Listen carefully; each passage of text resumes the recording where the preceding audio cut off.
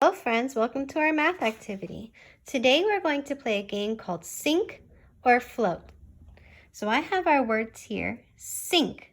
Sink means when something gets put in the water and it goes to the bottom.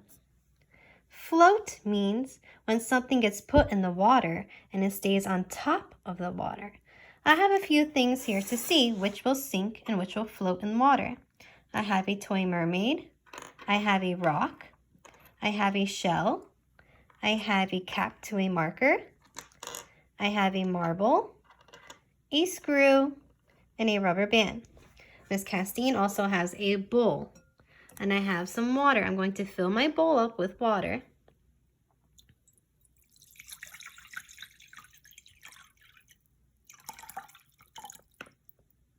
And we're going to see what things sink or float in my bowl of water. Let's start with the mermaid. I'm going to put her in. Is she going to stay on top of the water or will she go all the way to the bottom of the water? Will she float on top or sink to the bottom? Let's see. She is staying on top of the water. So I'm going to go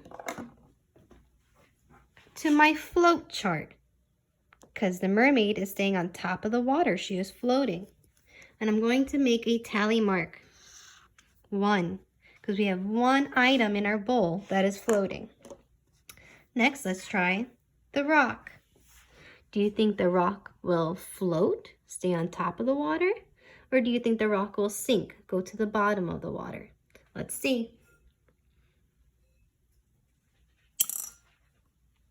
The rock went to the bottom of the water. So when it went to the bottom of the water, the rock sank. All right, the rock sunk. I'm going to put a tally mark for the rock. So we have 1 for sink and 1 for float. Let's see what's next. We have our seashell. Will our seashell stay on top of the water? Will it float? Or will our seashell go to the bottom of the water? Will it sink? Let's see. The seashell went to the bottom of the water. So a seashell sinks. I'm going to put a tally mark for sink. So we have 2 for sink and we have 1 for float. Let's see. We have our cap to a marker. Do you think our marker cap will float, stay on top of the water, or will the marker cap go to the bottom? Will it sink? Let's see.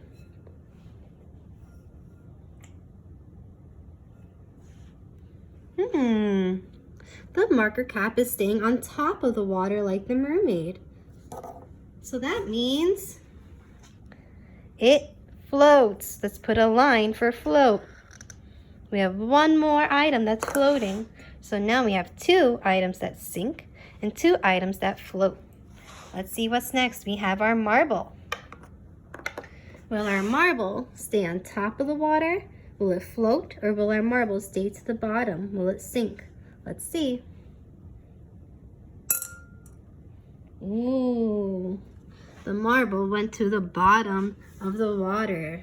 The marble sinks. Put another line. So now I have 3 for sink and 2 for float. Next I have a screw.